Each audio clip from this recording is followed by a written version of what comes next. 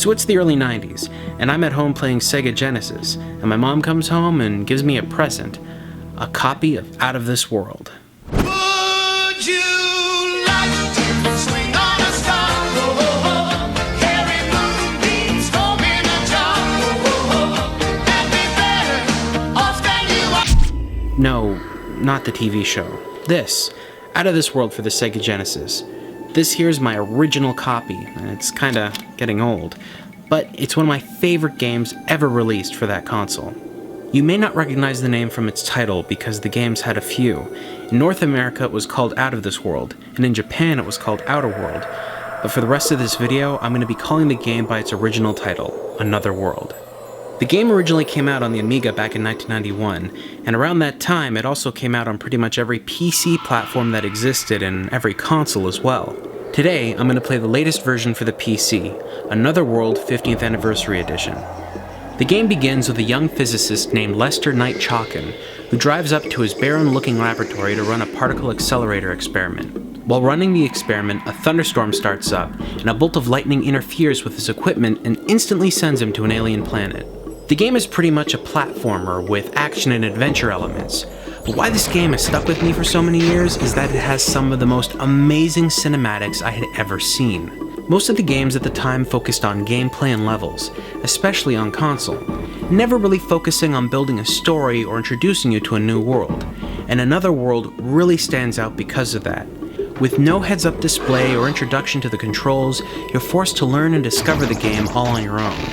And that's a really big deal, because that's something different that a lot of games weren't really trying out.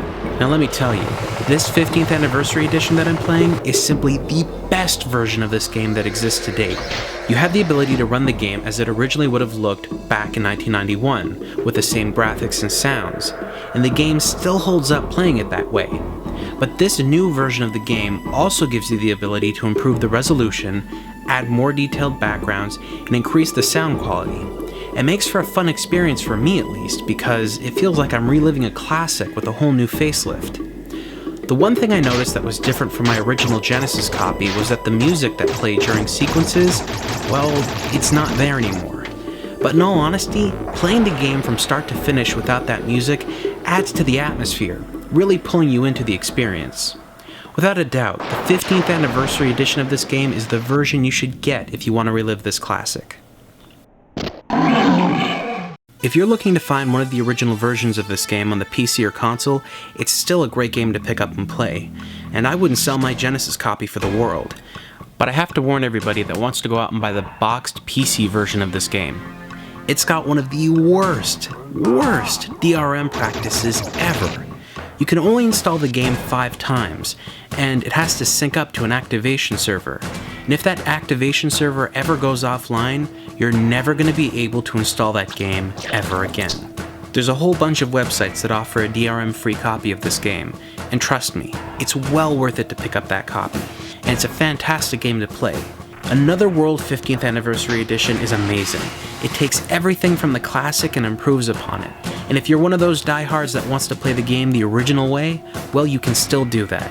I love this game, and I can't recommend it enough. It's simply a must-play. 买得吧。